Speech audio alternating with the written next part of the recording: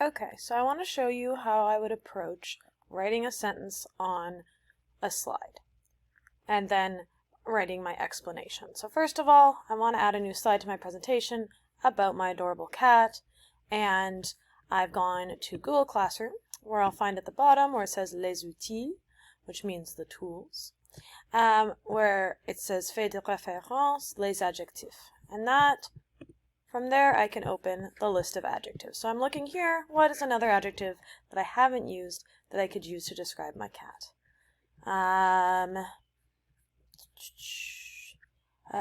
Maybe il est actif, meaning he's active. Okay, so I decide il est actif, I go masculine singular, and my cat is masculine and singular, so my sentence will be il est actif.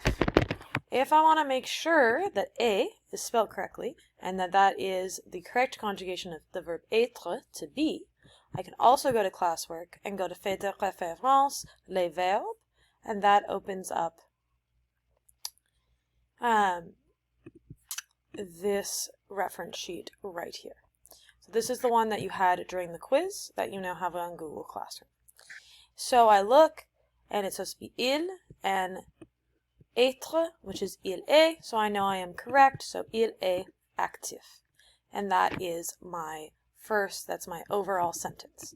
Now, Miss Warner wants me to write a second sentence, and so, or a second part to this slide, because as you see on my other slides, I wrote explanations. So why is my cat content? Or why is my cat malade? So here I'm going to go and think, okay, how could I say, why is my cat active? How do I know that he's actif?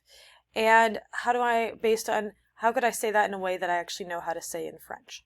So he is active, and I'm thinking, he's active because he likes to run a lot down my hallway. So I could say, I'm going to make this a little bit bigger just so you can see it.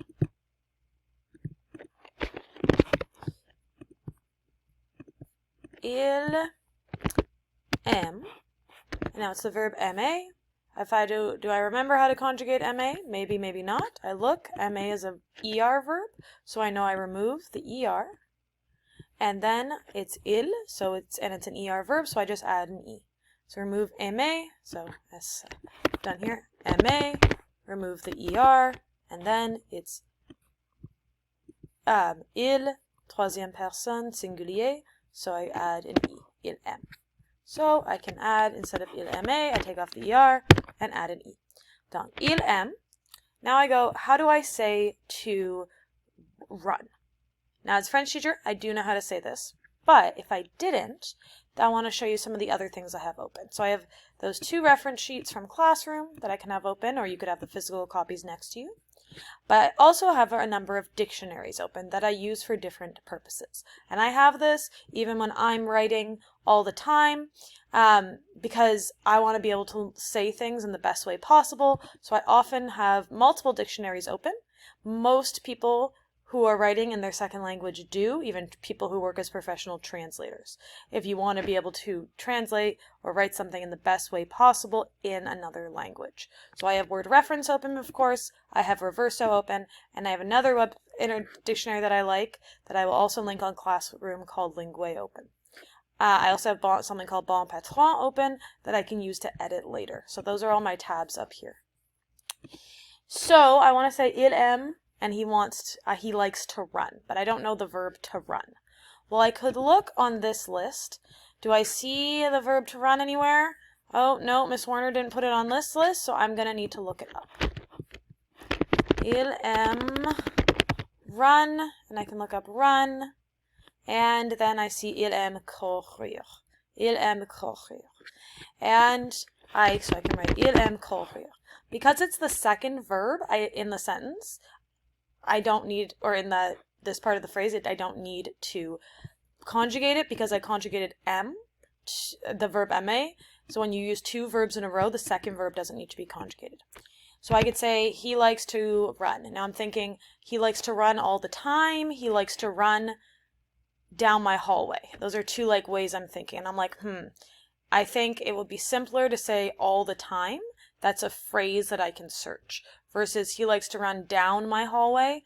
Down is a more complicated word to try to translate, because if I do like down, you'll see there's like so many different translations of down that it's like going to be really hard for me to know which one to use. Right? So, because it's not from higher to lower, away from here, but that's a different verb. It's complicated. I don't know which one to use. So I think it would be simpler to translate an expression. So this time I'm not actually going to use word reference, because if I searched all the time in word reference, well, maybe it's going to come up. Okay, sometimes it has really common phrases, so tout le temps.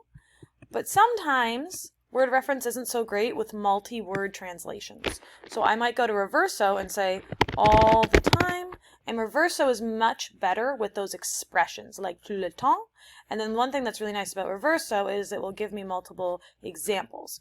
I see subtitles all the time. Je vois des sous-titres. Sous-titres is subtitles. Tout le temps. Okay, that is kind of how I'm wanting to say all the time, so that makes sense. I might also look on Linguae and say all the time, and this will also give it to me both constamment, constantly, and I'm like, not exactly permanently. No, that's not really what I mean. Tout le temps. Okay, it seems like that's really is the expression, and then I can look at it in other examples from, these are all taken from the actual internet, which is super cool. So, I say, il aime courir tout le temps. And now it's underlining two, so I want to make sure I spelled it correctly, and I didn't. See, I made a little typo there. It's T-O, it's not S, because that would be plural. It's tu avec a T with a T. Il aime courir tout le temps. Now I think, does that actually support il est actif? Yeah, he's active. He likes to run all the time. Okay, it makes sense. So I could also say, what else could I, like, now I'm like, okay, I want to add at least 2 more sentences, so I have a full explanation. So I could say, il aime jouer, which is the verb for to play. And that verb, I can double check. Oh, jouer is right here. It's on our verb list. If I wanted to use a verb that's not on our verb list, I could just search play, and jouer will come up there. So, il aime jouer avec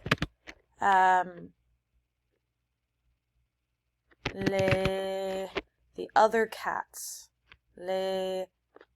Now I'm like, I'm thinking of different ways I could say this. He likes to play with the other cats. He likes to play with cats, with other animals, with animals.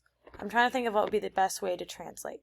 And what, like, the simplest way I could say it, so that will be the easiest way to translate. So, il aime courir tout le temps. Il aime jouer avec les animaux.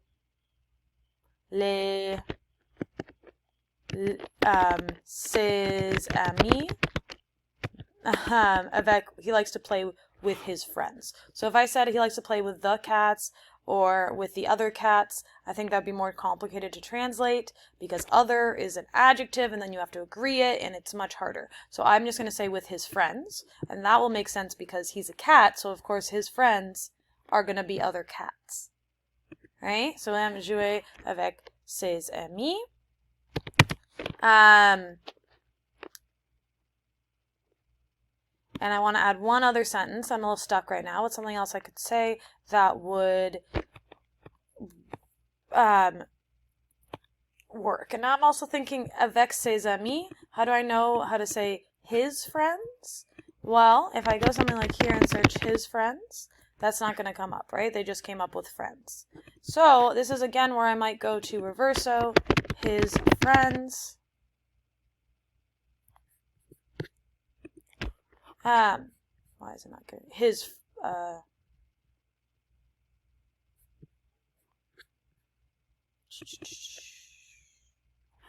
now I might, he likes to play with his friends. Avec ses amis, so I already had that first part. And now I can say he likes to play avec ses amis. Ses means, then I can tell that means his, because avec means with, which we know, and ami means friends. So ses, or you can just search his, and you'll see it's a little bit more complicated. And you can always ask me in this situation, or you can search the whole sentence and try to get that one word.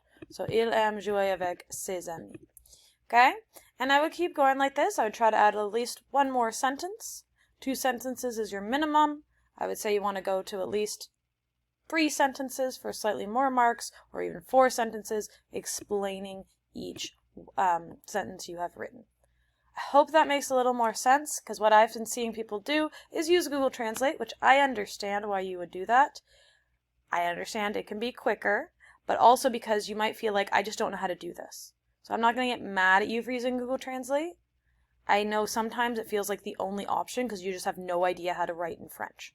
So instead of doing that, I wanted to show you how I write in French. That I don't just know everything. Instead, I have multiple dictionaries open, always, when I'm writing in French. I verify my translations with multiple dictionaries. And now what I could do is take what I have written, and I could put it in Bon Patron. So I pasted it there, and I click Check Text.